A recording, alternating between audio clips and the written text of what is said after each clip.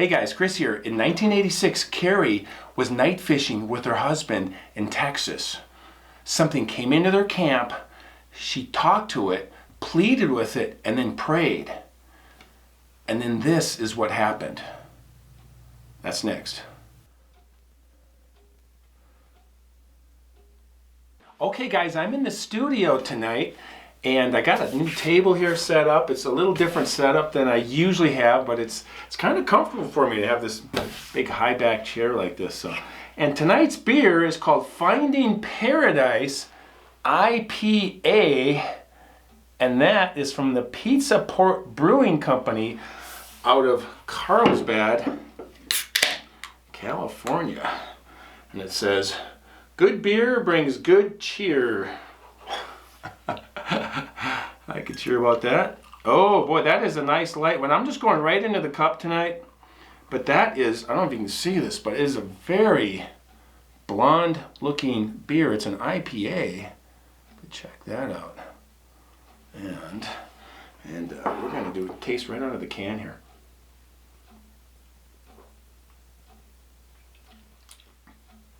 Definitely an IPA. Has a beer kind of finish to it. Light. It's got a little bit of a smooth, almost sweet flavor to it. Very tasty. Cheers.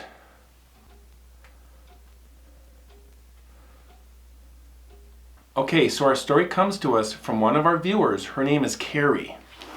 Back in 1986, a long time ago, Carrie was living in Texas, North Texas. And what she liked to do with her husband, they would go night fishing. And the reason they went night fishing, it was the only time they could go fishing because they had kids, and what they would do is bring the kids, the two kids, with them, set up a tent, put the kids in there, and the kids would go to sleep, and then they would fish standing right next to the tent in their favorite location, which was along Lewisville Lake, or Lake Lewisville. And Lake Lewisville is this really large reservoir just north of Dallas, Fort Worth, and it's got 43 miles of shoreline, and it's got inlets, bays, different areas to fish and boat and go swimming in. Really a great resource for North Texas there. And they had a specific location that they went to called Pilot Knoll Park, and this was 1986, so it was a lot less developed back then. They would drive to this location, park their car about a block and a half away, and then hike their gear down to this spot along this creek. And they've been here several times and had no issues there ever. And it was just another one of their nights for them. So they set up the tent right next to this creek, got the kids in there, got them to bed. There was this dead tree next to the tent, and they hung the lantern on there, the Coleman lantern, so they could fish and do their business, and they were fish right in the creek there. Now this location along the creek was about 20 feet wide, 30 feet long, very level, and then there was this tree line that was back up more towards the left, and then up near the tree line was this really large oak tree. Really big oak tree there, and there was about a 20-foot cliff behind it. And that is where Carrie, at night, this particular night, would go up in this area and go to the bathroom. And from there, she could look back and see the tent, see the lantern, see the creek, and then she was about 15, 20 feet from this oak tree and this tree line. They're fishing, having a nice time. It's just a beautiful night. They could see the stars. It's really, again, it's secluded, pretty remote. And her husband says, "Hey, I need to go up to the car and get my wallet and a few other things. I just don't feel comfortable leaving it up there." So he took his flashlight, went off into the darkness, left her standing there. And so she thought, well, this would be a good time for me just to go up to the restroom and do my business, and then start fishing with my husband when he comes back. So she goes up near this oak tree, about 15, 20 feet away, doing her business, got her pants down, she's bent down, and she hears behind her this movement, just a slight movement, just enough to get her attention, And she turns and swings the flashlight over there, and up fairly high, she saw a set of eyes, these big brown eyes staring right back at her. Initially startled her, but then she realized it looked like it was about the right height to be possibly up in the tree, and she figured it's got to be an owl. It has to be an owl, and this is, middle of the night, and this is what animals do, and then they're comfortable out there at night because this is what they would do, is go fishing, night fishing.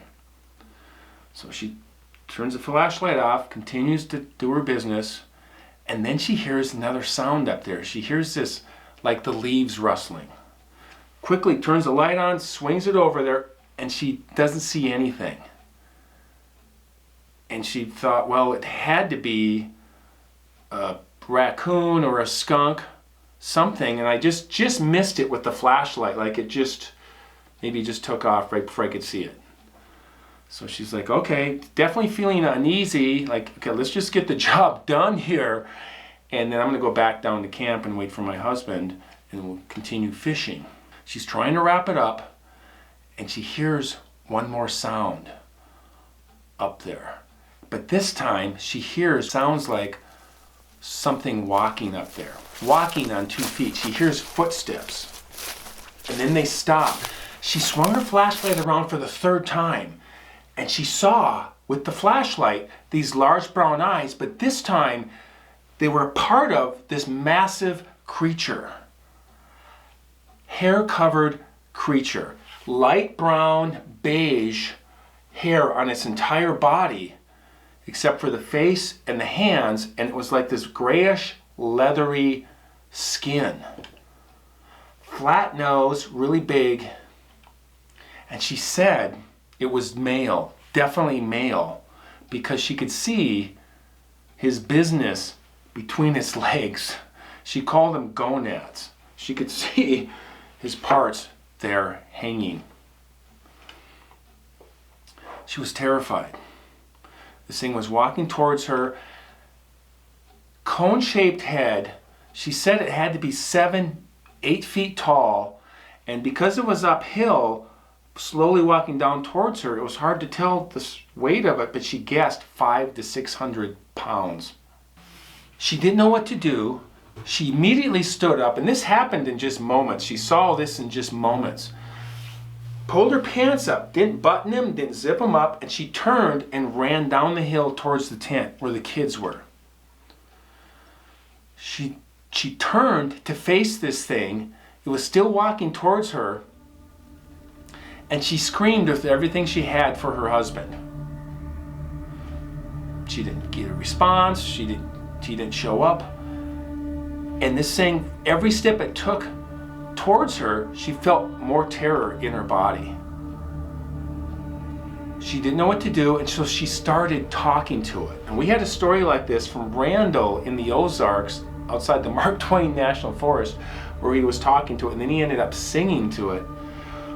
Well, Carrie started talking to it, but not in a conversation way, not in a pleasant kind of way, but just in this almost pleading.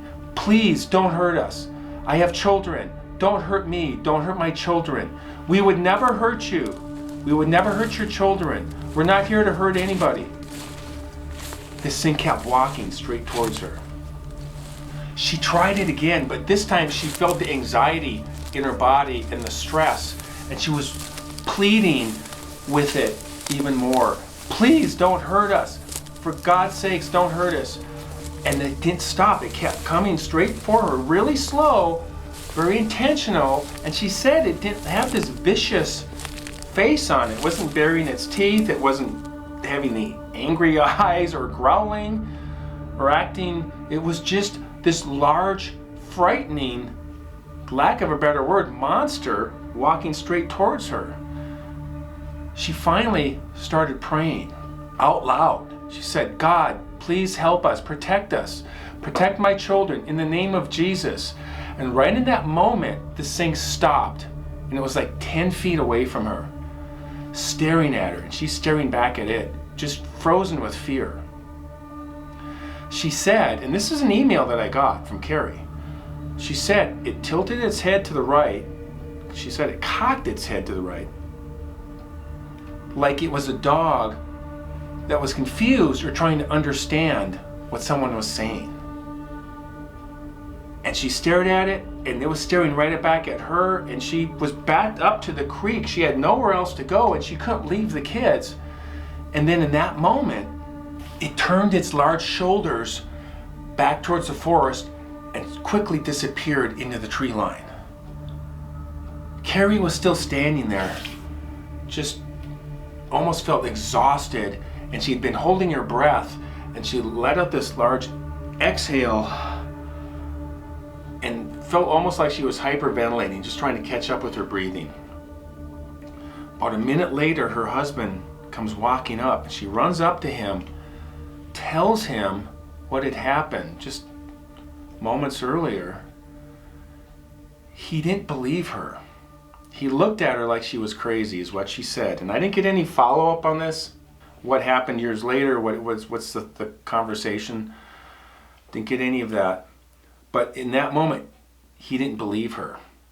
She said, we need to get out of here. I want to get the kids out of here. We got to go now. And they got the kids up, broke the tent down, packed everything, and got out of there as quickly as they could. Went back home. After that, she said she'd never heard of Bigfoot before.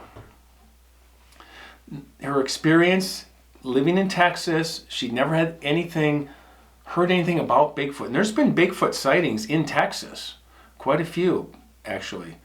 But for her experience, there was no Bigfoot that she'd ever heard about, read about, saw on TV. Nowadays we have obviously YouTube, cable, Finding Bigfoot, books.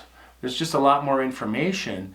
And her experience, she had none. And so she had to take some time, and she figured out, finding pictures and newspaper clippings or whatever, she found out this had to be a Bigfoot, a Sasquatch, in Texas, north of Dallas, of all places.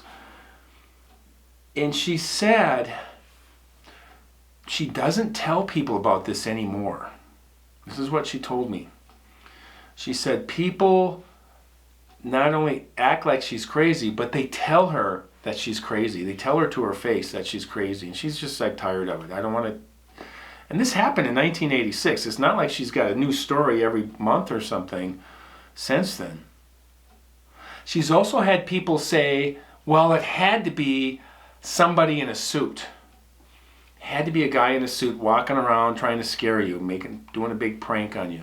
And she said, who in their right mind would be wearing a suit at 2 a.m. at this location, this remote location where we were fishing, and then walk straight towards me in a suit? As you think if somebody had a suit, they would have a glimpse of them as they walk between the trees or something, or run across the road.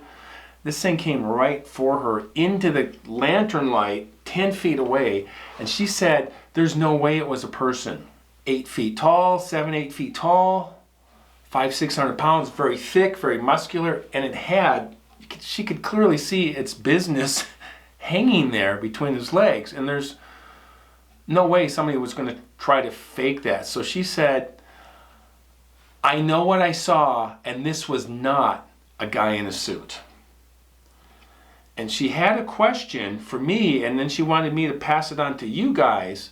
She said, do you think that this thing understood me? Understood what I was trying to say to it, because it seemed to respond to me talking as well as praying, to God. That's my question for you guys. Do you think it understood her? And if so, at what level? So that is our story from Carrie in North Texas along Lewisville Lake in 1986. Pretty wild story. And I told her I may want to talk to you on the phone about a few more questions about this, but I didn't have time to go over that at this time because of New Year's and Christmas and everything like that. So with that said, I wanted to thank you guys for a great year. Speaking of New Year's, this is the end of the year. But I've had a really great year, a lot of fun, and we're going to be kicking it up for 2024. Can you believe we're already saying that? 2024. Looking forward to more stories, camping, getting out there and having a good time. So if you guys like stories about the strange, unexplained, things that go bump in the night, you guys always know what to do. And I always love your comments. It's fun to read those after I post a video. So thank you for watching. We'll see you next time. As always, keep hiking.